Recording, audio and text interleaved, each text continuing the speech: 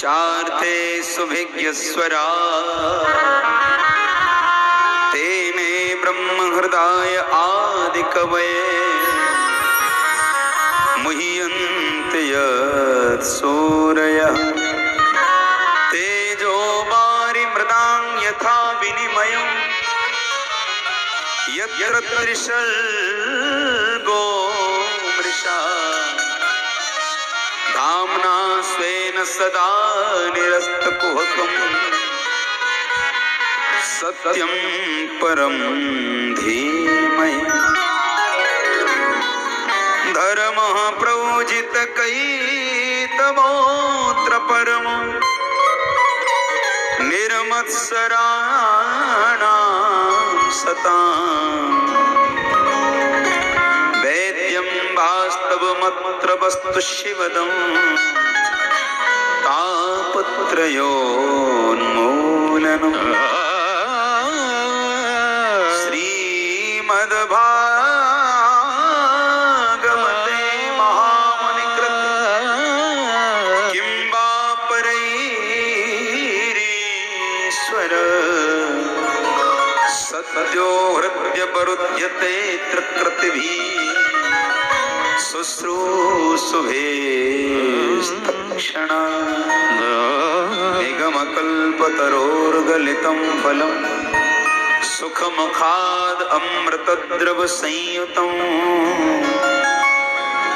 पिबत भागवतं रसमालयं मुहुरमुहुः रसिका भावुकाः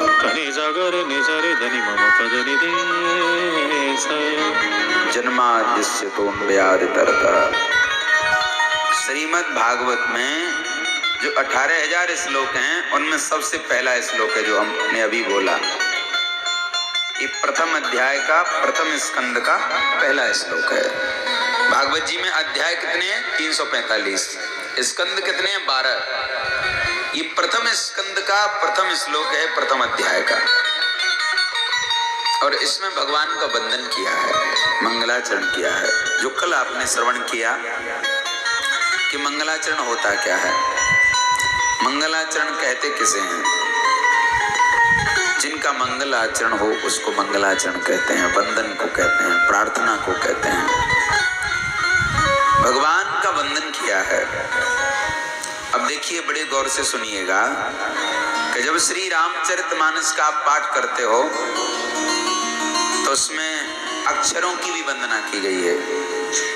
सरस्वती की वंदना नहीं, अक्षरों की भी वंदना की गई है, छंदों की वंदना की गई है, शब्दों की वंदना की गई है।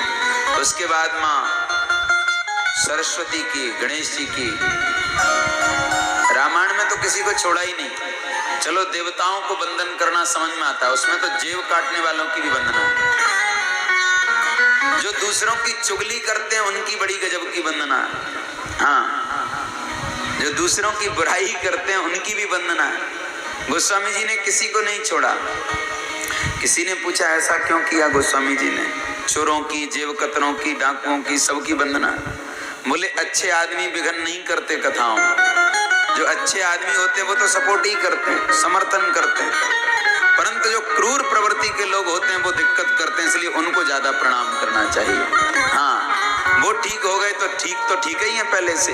हाँ, जो भागवत करा रहे हैं या जो 50 सालों से परिश्रम कर रहे हैं उनको वंदन करने की आवश्यकता नहीं, परंतु जो बवंडर करते हैं, परेशान करते हैं, ऐसे लोगों को वंदन करने की आवश्यकता है। गोस्वामी जी ने की है, सबकी वंदना की। आप लोग सब पढ़े हैं, रामायण सुनते होंगे। अयोध्या की वंदना, अयोध्या की गलियों की वंदना, ये सब तो ठीक है, पर जेवकतरों की वंदना, जो दूसरों की बुराई करते हैं उनकी वंदना है। कितना शुद्ध हृदय होगा गोस्वामी जी का। आप और हम उसी का वंदन कर सकते हैं जो वंदन के लायक है ना। अगर आपकी बात किसी ने नहीं सुनी तो दूसरी बार आप क्रोधित हो जाएंगे। मुस्कुरा करके किसी को समझाना ये बहुत मुश्किल का काम है। और एक और बात बताऊं, चाहे घर हो, चाहे जिंदगी हो, चाहे दुनिया हो, इसको आप प्रेम से ही सुधार सकते हो, शत्रुता से नहीं। ईर्षा से नहीं, ईर्षा से तो लड़ाई होती है, जैसे आजकल बहू और सास में होती है। लगता है भारत और पाकिस्तान के बॉर्डर पर रह रहे हैं। हाँ, और सबसे बड़ी खतरनाक स्थिति में वो आदमी होता है जो उसका पति है, यानी एक तरफ वो बेटा भी है, एक तरफ पति है। अब वो सोचता है कि भारत की तरफ सपोर्ट करें कि पाकिस्तान की तरफ, और दोनों ही हमारे देश हैं। उसके तो हैं बेचारे कि पाकिस्तान भी तो भारत का ही टुकड़ा है, समय पर हुआ अलग। ये भारत और पाकिस्तान की बात नहीं कर रहे, हम घर की बात कर रहे हैं। अब आदमी संकट में पड़ जाता है कि अगर माँ की तरफ बोलूं तो ये नहीं बोलेगी 4 दिन भोजन ही नहीं बनना है, और माँ को तो जैसे तैसे संभाल भी लूंगा, कहीं जेर उठ गई तो सूटकेस उठा के चली जाएगी। आजकल तो बड़ी बीमारी लगी है। पहले आपके हमारे दादाजी पिताजी कभी देखने नहीं गए और पूरी जिंदगी भर साथ में रहे। आजकल 3-3 गाड़ी जाती है देखने के लिए बेटा बेटी को, और 3 महीने नहीं होती तलाक हो जाती है। ये पुअड़पन पहले नहीं था। आजकल जो पढ़े लिखे ऐसी पढ़ाई लिखाई में लगे आग। हाँ, हम लोग बिना पढ़े लिखे ही बढ़िया थे, कम से कम जिंदगी भर एक छत के नीचे तो रहे वो। न दादाजी रूठे, लड़ाई किसमें नहीं होती थी, पहले भी होती थी। तो आजकल आदमी बड़ा संकट में पड़ जाता है। तो प्रेम से आप समझा सकते हो किसी को भी। कोशिश करिए कि आप प्रेम से व्यवहार करें, शत्रुता से नहीं। शत्रुता से परिवार टूट जाएगा, समाज टूट जाएगा, दुनिया खत्म हो जाएगी। तो इसमें प्रेम की आवश्यकता है, जो हमारे कन्हैया ने किया और जो संतों ने किया। निस्वार्थ भाव से अगर आपके जीवन में प्रेम आ जाए, स्वार्थ वाला प्रेम नहीं, आप किसी से प्रेम करते हो, प्यार करते हो, किसी स्वार्थवश करते, ये प्रेम नहीं है। और ये प्रेम हो ही नहीं सकता। आज किसी से, कल किसी और से, परसों किसी और से, ये वासना है, ये भटकाव है। ये प्रेम प्यार नहीं है। प्रेम स्थायी होता है, स्थिर होता है, शाश्वत होता है, अखंड होता है, वो टूटता नहीं है। आजकल तो हर रोज किसी न किसी का घर टूटता जा रहा है। तो गोस्वामी जी ने तो सबकी वंदना की है, परंतु व्यास जी ने समय नहीं गंवाया। न राम जी की वंदना, न कन्हैया की वंदना, न भगवती दुर्गा मैया की वंदना, न शंकर की वंदना, न हनुमान जी की वंदना। तो बोले किसका ग्रंथ लिखने जा रहे हैं आप? आहा, सत्यम परम धीमहि। बड़ी सुंदर बात कही है। बोले हम सत्य की वंदना करते हैं। कितनी बढ़िया बात है, कितना सुंदर संकेत इस कथा का, इस मंगलाचरण का, इस श्लोक का। बोले अगर आपके जीवन में सत्य है तो राम जी हैं, अगर आपके जीवन में सत्य है तो कन्हैया हैं, अगर आपके जीवन में सत्य है तो सारे देवी देवता हैं, और सत्य नहीं है हम खूब मजीरी हिलाएं, खूब हम 4 घंटे कथा करें और झूठ बोलें, ऐसी कथा से, ऐसी पूजा से कोई नहीं मिलने वाला है।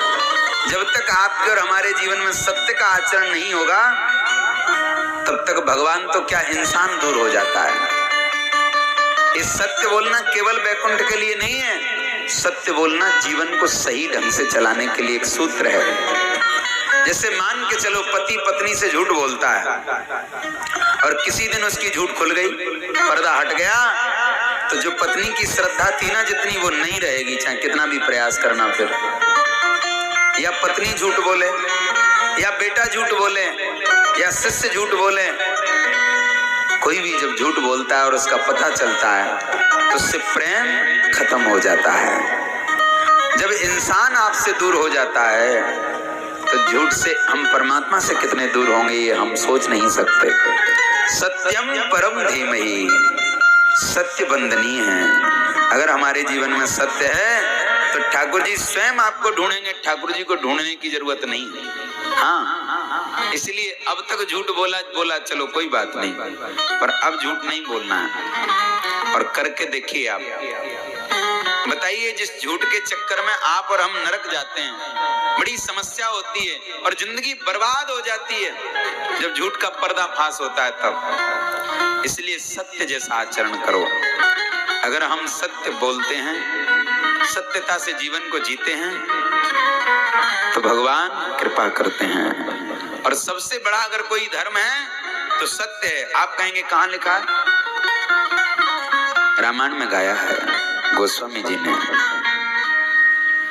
धर्मन दूसर सत्य समाना, धर्म न दूसर सत्य समान, धर्म न दूसर सत्य समान, धर्म न दूसर सत्य समान, धर्म न दूसर सत्य समाना, धर्म न दूसर सत्य समान, धर्म न दूसर सत्य समाना, धर्म न दूसर सत्य समान, आगम निर्गम पुराण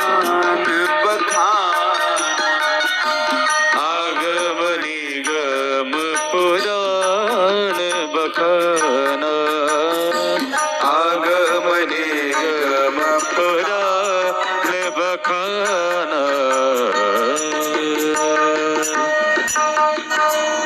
धर्म न दूसर सत्य समाना। सत्य के समान कोई धर्म नहीं है।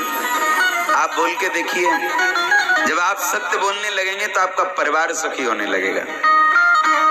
पत्नी को विश्वास हो जाएगा चाहे वो कुछ भी करें पर वो झूठ नहीं बोलते हैं।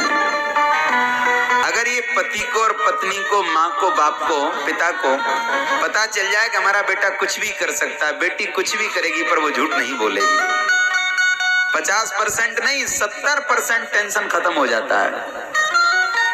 केवल सत्य से भगवान को प्रभावित नहीं करना। असल में क्या है कि जो अच्छी अच्छी बातें वो हमने भगवान से जोड़ रखी हैं। लोगों को लगता है ये तो भगवान की बातें हैं, अरे वैकुंठ थोड़ी जाना हमको सत्य बोलने से। जीवन को सुंदर बनाने के लिए कथाएं थी, भगवान का आचरण करने के लिए भगवान आए और हम लोगों ने केवल मंदिर में बैठा दिए। आरती की सुबह 2 मिनट जल्दी जल्दी और फिर भैया भगवान तो भगवान है, हमको तो साधारण इंसान है। ऐसा नहीं था। हमको भगवान जैसा जीवन जीना है, राम जी जैसा, और कन्हैया जैसा बिल्कुल मत जीना। राम जी ने जो किया है वो हम करें और कन्हैया ने जो कहा है वो हम करें। जैसे भगवान श्री राम सुबह ही सुबह जब जगते हैं ना, अपने बच्चों को सिखाओ ये आचरण। अगर उनकी लंबी उम्र चाहती हो, पढ़ने लिखने में उनको अच्छा चाहती हो, बलवान बनाना चाहती हो, उनकी लोग प्रशंसा करें, तो 4 काम अपने आप मिल जाते हैं। 4 चीजें अपने आप मिलती हैं। क्या क्या? नीति का श्लोक है एक, अभिवादनशीलस्य नित्यो वृद्धोपसेविनः चत्वारि तस्य वर्धन्ते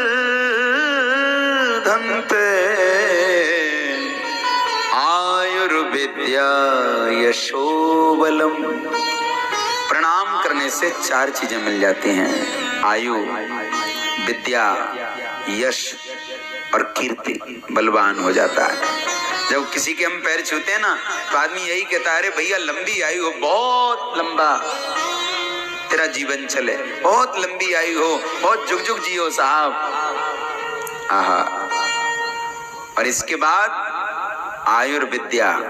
कुछ लोग कहते हैं, अरे भैया बहुत पढ़ लिख करके बड़ा आदमी बन जाना। क्या होता है ना, ये प्रणाम करने के बाद आशीर्वाद मिलता है। आयुर्विद्या और यश, यश माने कीर्ति, प्रशंसा, तारीफ, महिमा। जब आप अच्छे पढ़े लिख जाएंगे, आप दूसरों को वंदन करेंगे। देखो इस दुनिया में जो बोया जाता है वही फसल के रूप में मिलता है। कुछ लोग कहते हैं महाराज जी हमसे लोग बोलते ही नहीं, तो हम कहते हैं तुम बोलते हो किसी से? बोले हम क्यों बोले? तो मैंने कहा तो फिर वो क्यों बोले? बोले हम तो बड़े आदमी हैं। मैंने कहा आज की दुनिया में कोई भी छोटा आदमी नहीं है। अगर आपको ये गलत फहमी है कि हम बहुत बड़े हैं, हम नेताजी हैं, हम ये हैं, हम वो हैं, या हम पंडित जी हैं, तो आप गलत जीवन जी रहे हो। आज की दुनिया में कोई भी छोटा नहीं है, सब अपने आप को बड़े मानते हैं। अगर आप अपना बंधन कराना चाहते हो तो पहले से ही राधे राधे करना शुरू कर दो। लोग अपने आप करेंगे, अरे भैया वो इतने बड़े होकर के भी हम छोटे हैं तभी प्रणाम करते हैं, बड़े सज्जन आदमी हैं, क्या बिगड़ता है हमारा। परंतु अपन तो ऊंट की तरह गर्दन ऊंची करके चलना सीख गए हैं। बोले अपन किसी को नहीं झोंकते, कोई झोंके वो अपन को झोंके। सज्जनों, तो अभिवादन शीलस्य नित्यम वर्धोपसेवना, रामायण में गाया है गोस्वामी जी ने। भगवान श्री राम तो प्रातःकाल जगते हैं तो करते क्या है, ये हम अपने बच्चों को सिखाएं अगर उनको अच्छा बनाना चाहते हैं तो। क्योंकि आजकल तो सत्यानाश है। कॉन्वेंट स्कूलों में पढ़ाई होती है हमारे बच्चों की, जो जहाँ पर हिंदी बोलना भी पाप है, टैक्स लगता है। और वो हिंदी की जगह अब अंग्रेजी आ गई, वो अलग प्राण खाए। सवेरे ही सवेरे गुड मॉर्निंग यहाँ तक भी ठीक था, वो तो हाय बाय आने लगा। पहले हाय कहता था कोई जब मर जाता था तब, अब सवेरे से ही हाय बाय। और हिंदी में जो संस्कार है ना, माँ प्रणाम, कितना अच्छा लगता है। पिताजी प्रणाम, अब इसी को अंग्रेजी में बोलो, बोले डैड गुड मॉर्निंग, लगता है मित्र बोल रहा है क्या, कोई बराबर का आदमी बोल रहा है। वहां नम्रता नहीं है। अगर संस्कार है तो भारत की भाषा में है। अंग्रेजी पढ़ो, फ्रांस पढ़ो, जर्मनी पढ़ो, कौन मना किया। विदेश का अगर व्यापार करना सब कुछ पढ़ो, परंतु अपने घर में तो हिंदी बोलो, जो हमारी माँ है। हाँ, अपनी माँ को छोड़ के हम दूसरे को कैसे प्रयोग करते हैं। अंग्रेज तो चले गए पर वो अंग्रेजन को छोड़ गए। जिसको भी देखो आजकल अंग्रेजी बाबू बन के हम लोग घूम रहे हैं। तो पिताजी प्रणाम इतना अच्छा लगता है, उसी को कहो गुड मॉर्निंग, लगता है कि क्या है ये, प्रणाम है कि व्यवहार है क्या।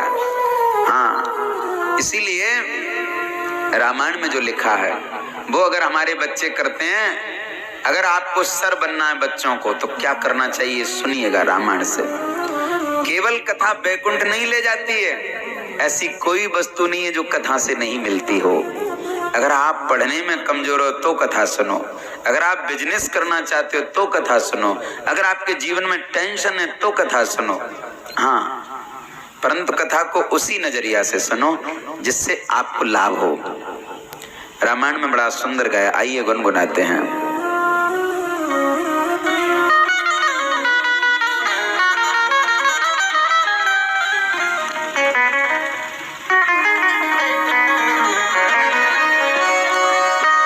प्रातःकाल उठ के रघुनाथ, प्रातःकाल उठ के रघुनाथ, प्रातःकाल उठ के रघुनाथ, प्रातःकाल उठ के रघुनाथ, मात पिता गुरु ना वही माथा, मात पिता गुरु नाम ही माता, मात पिता गुरु ना वही माथा, मात पिता गुरु नाम ही माता, प्रातःकाल उठ के रघुनाथ, प्रातःकाल उठ के रघुनाथ।